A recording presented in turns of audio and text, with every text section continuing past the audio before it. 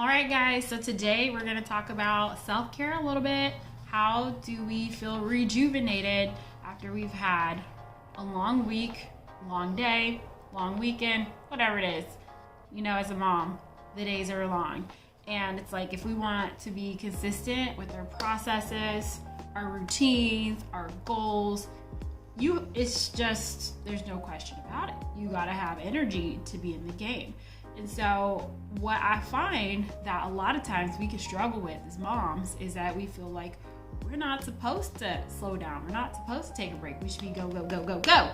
And sometimes we're like pushing through and trying to show up to stuff even though we literally have nothing to give. Like, it feels like we're just giving the ultimate sacrifice, which we are, but it doesn't have to feel that way all the time. And I feel like that's one of the biggest things that I learned when I got my systems in place is that yes, we can crush goals. Yes, we can kick butt, but there is an essential time and an essential place to make sure that you feel rejuvenated, that you feel energized, so that you can kick butt even harder. So that's what we're gonna talk about today, how to start incorporating that into your life, and how to really start feeling better about the things that we need to get done. Like, the work ain't going nowhere, but at least we can feel more energized and have a better attitude toward it. And I think it all starts with learning how to intentionally feel rejuvenated and to take care of ourselves. So if that's something that you're interested in, I'm gonna share my journey through this, what I've learned, what I've started implementing to make that a daily, if not, a weekly, if not daily practice in this home. And so I'm really gonna talk about my story with that. So for those of you that are new, hey girl, my name is LaDay. Welcome to the channel, Love Always LaDay. And on this channel, we really just focus on kicking butt for moms. You know, this motherhood journey is not a joke. And so I really focus on home management, how to improve the workflows in our home.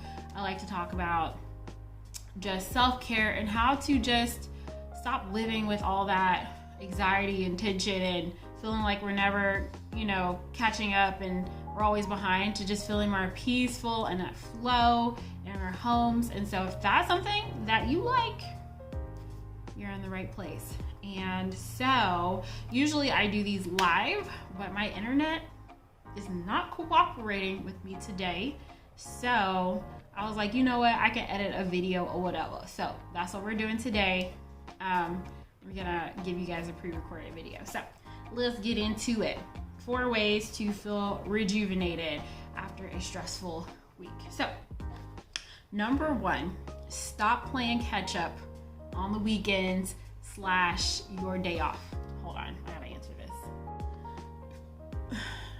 Sorry, that was my husband, had to take that call. I'm back. All right, so what was I talking about? Yeah, stop using your designated time off as a catch-up day. Now, I'm not saying, sometimes you do gotta do a little something on the weekend, but I just feel like that's a big thing that I've had to learn. Like, I need to create situations in which I give myself permission to completely unplug. And that was something I wouldn't allow myself to do before I got into my systems and became more of an advocate for this peaceful living, the best that I can. And so just let me know, if I was the only one struggling with this, or if this is something that you guys can relate to. But it's like we just give to everybody all week. We make sure that everybody has what they need, everyone's taken care of. And then it's like when it's finally time for the family unit to have a day off, you're like, okay, now it's finally time for me to work on the things that I want to work on. Like, I want this home to be clean, fresh, presentable, to not embarrass me. And now that we're all taking a break, now it's time for me to work on those things while the rest of my family gets to chill and relax and binge watch Netflix and do all the things. And it's like, you can start to feel like a lot of resentment because you're like, the work literally never ends. Everybody has a break and I don't. And so that was a big thing that I was doing, is I wasn't taking those days to recharge as like recharging days. They were more like catch-up days because I've done the most for my family, and now I'm finally making time to do what I think that I should do. And you guys, it doesn't have to be that way. I think that what created that problem for me is I just did not have routines in my life. And so you guys, routines do not have to be this complicated, long list of things. You're just making decisions in advance about different things in your home and how you want them to flow. And it's literally just taking a few moments out of what you were already doing, and instead of transitioning to the next task, like go do that routine and jump back in. So for example, maybe I could take my laundry. Like, how long does it take for me to toss in a load of laundry in the morning? That takes from no one. It literally takes nothing from my day. But if like I don't have a routine, that means I haven't established what I'm gonna do. I haven't established specifically when I plan to move that process forward, which means I'm just winging it. I'm going on a whim. I'm trusting my memory to remind me, girl, before it becomes a problem. And it just leads to too much buildup on the weekend. And so what I recommend is if you cannot adopt a full-blown routine, maybe you can systemize a couple of things, like the things that are giving you the biggest problems. Like I mentioned that laundry, first thing in the morning, it literally takes nothing. If you have, yourself set up for success, you guys know how I am with pre-sorted baskets of laundry. So all you have to do is grab a dump, and then do that before you move on to your next task. In the middle of the day, especially for my work at home moms or my stay at home moms or my moms who come home for lunch, it literally takes nothing from your lunch break if you have this documented and you remember to swap it, and then in the evening, you guys, if you're working in small batches, which I advocate, that's a 5 to 6 minute job. If you do this every single day, you will not struggle with laundry anymore. And these types of processes can be incorporated when it comes to clutter, when it comes to dishes, when it comes to most anything in your home. But the most important thing is to decide and commit to a time. And you can totally elbow that routine into your day so that you're not struggling with it, by the end of the week. And it's totally worth the time. It adds up and it makes a big difference. And so another thing that I would really think about is when you're thinking of those routines, really try to think of high impact routines. Okay, don't just be coming up with random routines, because what I find is sometimes the things that are more difficult to control in our home, like the laundry, the clutter, the hot spots, sometimes we tend to avoid those and save those more difficult things for the weekend. And it's like the lower impact things, it's like we want to do those things first because it feels easier and more approachable. And so I'm trying to think of an example, but for me, when I think about low impact versus high impact things, it's like, if I skip picking up my children's toys at night, it's like, okay, that's really annoying. I don't want to look at the mess, but that toy situation, because of the way that I've designed my toys, is not going to progressively get worse as the week goes on. But like, let's say I don't want to do my laundry and I just skip it. I would consider that to be like a high impact thing, like something really important. If I skip laundry, like, it gets worse and worse and worse as I skip it. So I really want you guys to make sure that when you build those routines, you're focused on high impact routines and not just doing like the little surface stuff that's not going to build up on you. Start with high impact routines and then do the best you can with everything else. That's what I teach my ladies. High impact and then do the best you can with everything else. And 9 times out of 10, if your laundry's caught up, if you feel like you're not struggling with dishes, if daily clutter feels under control, you're gonna be like feeling like, wow, the house is almost done. Let me just go, finish this up, and let me go hit that there, and let me go wipe this down. You're gonna feel that motivation because you're not looking at the piles of buildup surrounding you. So that's my thoughts on creating a routine. And like I said, it doesn't have to be a big deal, and it's really going to help you avoid that buildup on the weekends, so that you can give yourself permission to unplug and you don't have to feel like you're catching up when it's your time to relax. And so, I just want you guys to get to a point where, if you do want to work on the weekends, let it be that you're moving forward on projects. Maybe you're finally tackling some decluttering projects that don't take all day, or maybe you want to use your weekends to really actually be present with your family, and not just like zombied out because you're so exhausted. And it's possible to do that with simple routines. All right. Do you guys get what I'm saying here? Does this make sense? Like, If you don't believe in the power of routines, just give them a chance before you dismiss them. And do not fall for this misconception that your routines have to be complicated. They do not. They can make a big difference even if they're really small. All right, so the next thing that I recommend to help you feel rejuvenated at the end of the week, at the end of the day, whatever it is, outside of giving yourself permission to unplug, I recommend declaring a whole self-care day, okay? This is so important, and I learned about self-care day because you guys know that I started with the Fly Lady system, and what I really learned is that a couple of things, you know, as productivity queens, as ladies who like to get stuff done and checked off of our to-do list, sometimes we can become so hyper-focused on that to-do list when there's things that we actually should be adding to our to-do list that's not important. And we keep telling ourselves, like, once we're caught up, once, you know, all this stuff is done, then I'll give myself permission to do those things like self-care, family time, you know. And so here's the thing, y'all. The list of stuff that we have to do as moms, it will never end. It will never, ever end. And so we really have to create a type of life where you're like, stop. Because life is never gonna give you that pause. Life is never gonna be like, everything is complete now, you know? So you just have to be like, stop. This is my boundary. Like, on this day, like, I'm gonna do the best that I can. I'm gonna kick butt for, you know, these 6 days of the week. But on this day, I'm taking a break. And it is okay to assert that boundary, especially when it comes to, like I said, your home, because the nature of our home is a cyclical. We will always have something to do. The mess will always come back. And so when it comes to self-care and when it comes to even like family time and things like that, if you're not doing this already, I highly recommend that you set a day where that is your intention. I'm going to do something for myself that rejuvenates myself. I'm going to do something with my family that rejuvenates me. I'm going to have time committed to that, and you need to book it into your schedule like it's a real appointment. Like, you need to show up for it. Okay, girl? Because what happens is when you don't do that, a lot of the times, like I mentioned, as mothers, that's what we do. We give. And it's like we kind of get to the point where we think that the people around us should be mind readers. Like, have you guys not seen what I've been doing all day? Like, do you guys think that I'm like the Energizer Bunny? Like, I just keep going and going and going. I'm not.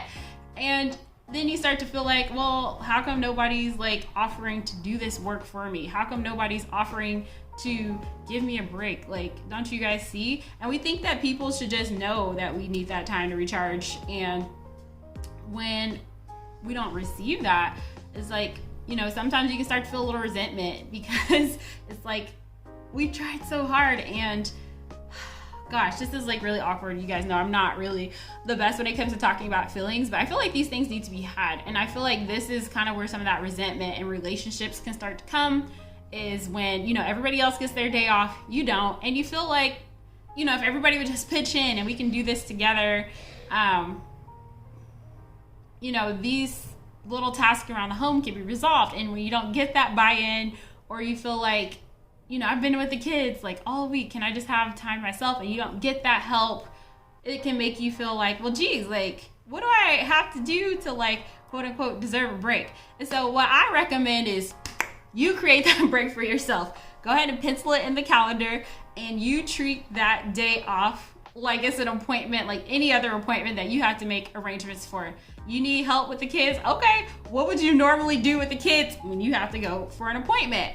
If you say take the kids with you, that's not an option.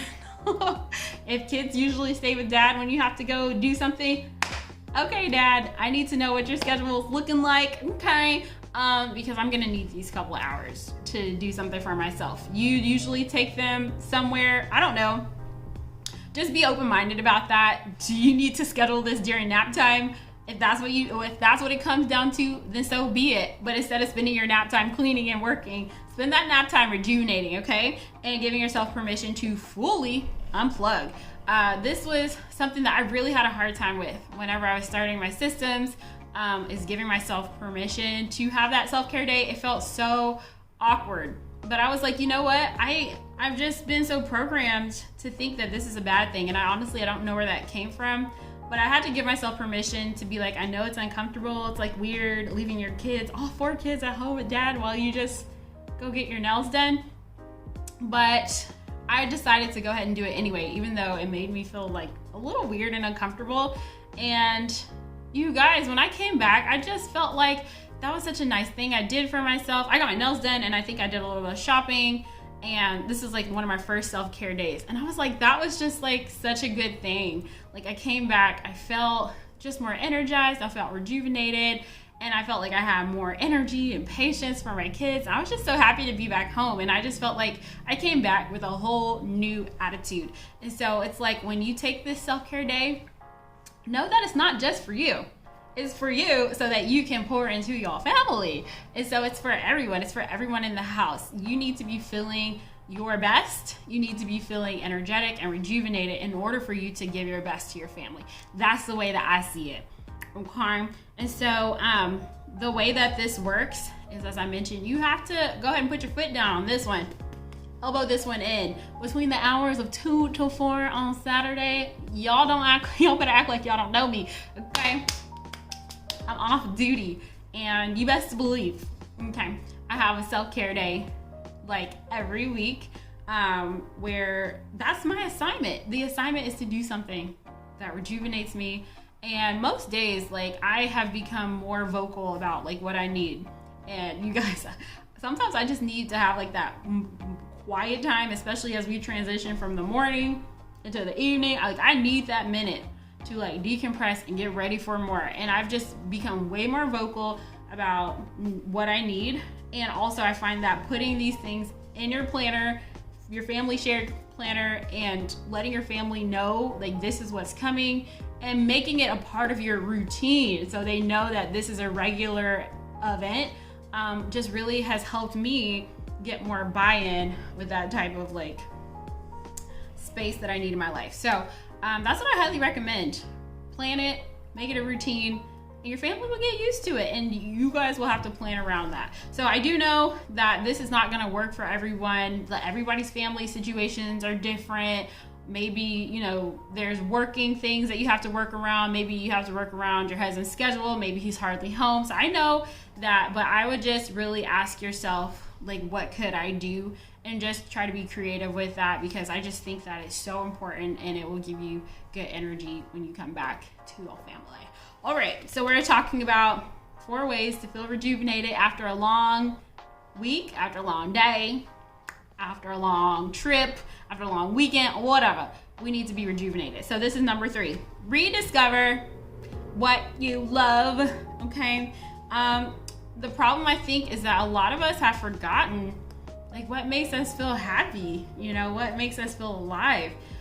We spend so much time giving to our families, trying to wear all the hats that we wear, trying to juggle all the things that we forgot like what lights that inner light in us. And sometimes maybe we try to do self-care, but we're not doing things that feel valuable to us, you know? For me, for the longest, I thought self-care was like getting a facial mask and doing a bubble bath, and I would do those things, and I'm like, yeah, I need to hurry up.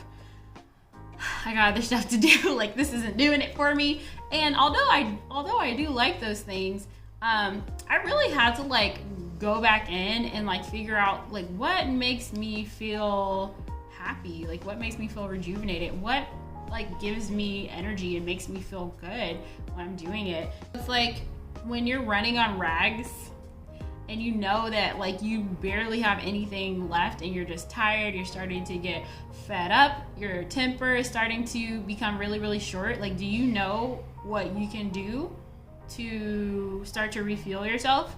Because I feel like what a lot of us do is we turn to like low quality self-care. And like by that, I just mean like after we're done, like we didn't get anything from that. And so an example for me would be, you know, like binge watching Netflix. Now for some of you guys, that is self-care. That is what makes you feel happy. You have shows that you really love following. You have like the storylines that you enjoy But like something like that for me, it doesn't uplift me. And then when I get done, I actually feel worse, you know? And so it's like, I want you to spend your time on things that are high quality and that are going to create like really good impact in how you feel. For me, things that are really high impact for me include reading, books that I've been interested in, but I feel like I haven't had the time to read, journaling, and just really having that quiet time to like reflect on how I'm feeling, things that I'm dreaming about, things that I'm concerned about, and really just having that time to like reflect. I love feeling good, so having time to like figure out what I'm gonna do with this space, play with my hair, you know, feeling like cute in my clothes or whatever. Those types of things make me, I just literally feel like I walk through this day with a whole new energy when I do that. I don't love working out, but healthy movement I notice gives me good energy. When I decide to meal prep something, especially for me, you know, that gives me good energy. So just starting to be aware of what does it for you, and starting to really separate out like that low quality, mind numbing self-care that helps you avoid work. That's typically when I'm watching Netflix, like there's something I don't want to do and then I feel guilty when I'm done, versus that higher quality self-care, like when you walk away you feel like good about it. And actually I was watching Line of Duty, and that was like a binge watching session, but I felt good about that one because that was an excellent show. And so, you know, like I said, it's more about not that there's a list of high quality versus low quality, but just thinking about when I walk away from this experience, like how do I feel? Do I feel rejuvenated? Do I feel uplifted? Do I feel better, or do I feel like worse than when I even started? And so I really would think about that. Oh, some other things that help me feel uplifted: making progress on my YouTube channel. I love like my YouTube channel. I just have so much fun here making progress on projects that I have for my group. So some people might be like, oh, you're working, but for me, I really like being in my group. I like working on my coaching program. So if I have like projects and just seeing myself inch along, when I walk away, I feel like so productive. That makes me feel good. Also like connecting with people, connecting with friends, especially before like all this COVID stuff, I would go get coffee with people. And so those things, like it feels like a little bit of extra effort, but also scrapbooking is something I also like to do as well. And so it's just like when I walk away from those things, like I literally can feel it in my heart. I'm like, oh my gosh, this makes me so happy. And so trying to plan more things like that in my life, and keyword on plan, because some of those things do require forethought and preparation. And so if you plan it into your week, you're more likely to be able to set yourself up for success to actually get those things done. All right, so I also want to let you know that your hobbies do not have to be something that's expensive or extravagant. I just think it's just really important to just know what you like, and that doesn't always have to equate to like spending lots of money. So just want to share that, you know, just in case there are people who think that that has to be the case, and you're like, oh, I guess I don't get self-care, I don't have, you know, money to do this or that. You don't need money to take care of yourself. You know, you don't need a lot of money to take care of yourself and to do things that give you enjoyment. In fact, part of my self-care day includes trying to make money, okay? So don't let that be like a limiting factor for you to discover those things. And so one thing I do want to add before I move on to my next point is that when I started having self-care day, and I also noticed this a lot in the moms who come into my group, they're like, self-care day, like, what do I do? Like, I don't know what to do. And so that's why I'm like, you guys, this is huge, and it really is a discovery process. But I also feel like it's important for me to bring it up. You need to take that time to start rediscovering what you love, because I feel like we're not doing it. A lot of us are not doing it. And it's like when you leave the Peaceful Homekeeping Academy, that is a part of your assignment, ma'am.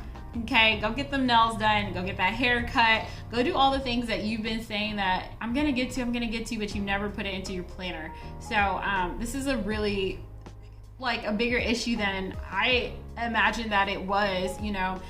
before I started my coaching program, but we have this conversation every cohort, like, what self-care, what do you mean? Like, what do I do? And so this is an issue. So you're not alone if you feel that way, but I do urge you to begin that self-discovery process and make it a regular part of your week. All right. And also, you do not have to have just a self-care day. Try to get self-care in a little bit every night if you can, or a little bit every day, or as often as you can. But I do recommend having like that, at least that one day to do something really nice. Okay, last thing that I want to talk about is following through on what you planned. Okay, this is tip number 4.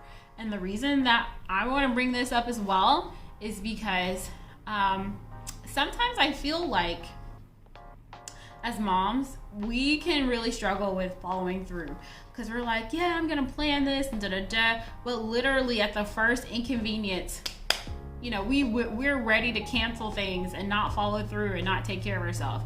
You know, if it was our children and we had something that needed to be done for them, we would have a little more persistence there. We would try to make it work.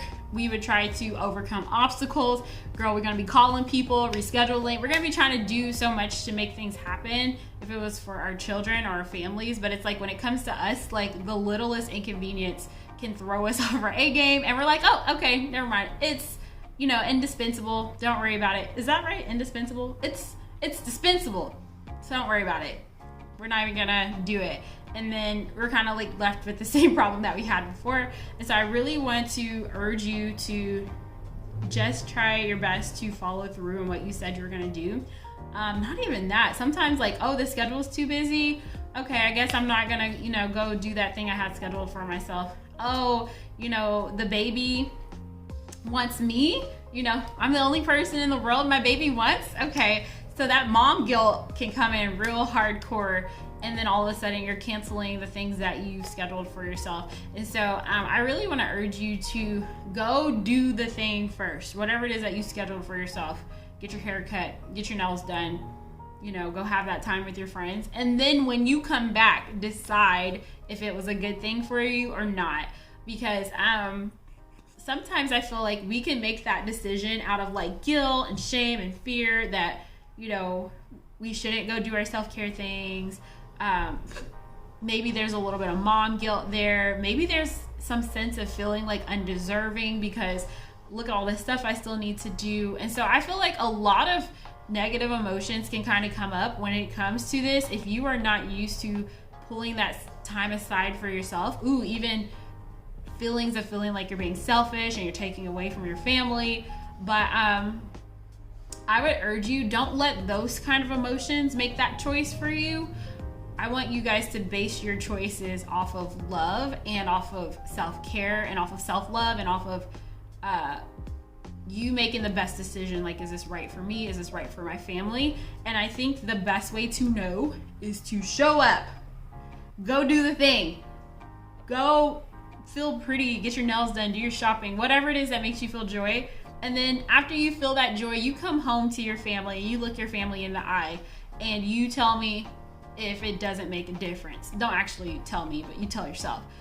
And then if you feel like you don't feel like happy to see your babies, you don't feel like a renewed sense of like confidence, you know, especially for those who like cosmetic things like me, you don't feel like you feel like a boss queen, you don't feel like you feel an extra sense of motivation and pep in your step as you're going through your routines today, you don't feel like you're more consistent this week. If you don't feel those things, then that's when you decide, okay, haircuts ain't doing it for me. You know, fingernails ain't doing it for me. But definitely try not to decide if your decision is based in fear and guilt and shame and not wanting to be selfish. Like, those feelings usually don't encourage us to make the best choices. But once again, if you get to the other side and you are feeling that upliftment, then decide from that place. Like, this was really good, or, you know, that was fun for today, but maybe this won't be a reoccurring thing. Like, decide after you get to the other side. I really want you guys to shift from,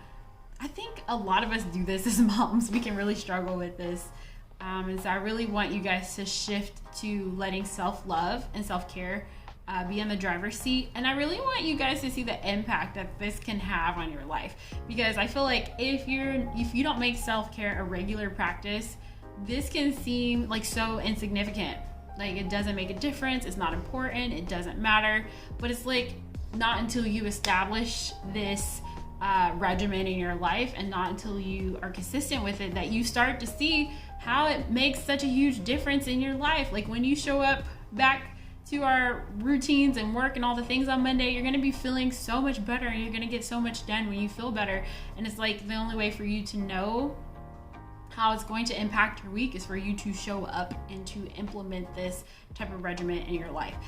Self-care has been game changing for me in terms of my attitude, in terms of my outlook on what it is that I have to accomplish, in terms of taking care of my family and stuff. Like I mentioned before, I just used to feel like I was giving, and I used to just be like, it's just never ending. And now I feel like every once in a while, I still feel like that. I'm like, oh my gosh, this is feeling heavy. Usually that I feel like that when I'm slipping up on my routines, or I'm not being consistent, because I start to experience buildup again. But for the most part, I'm like, girl, let me show up, let me do what I have to do.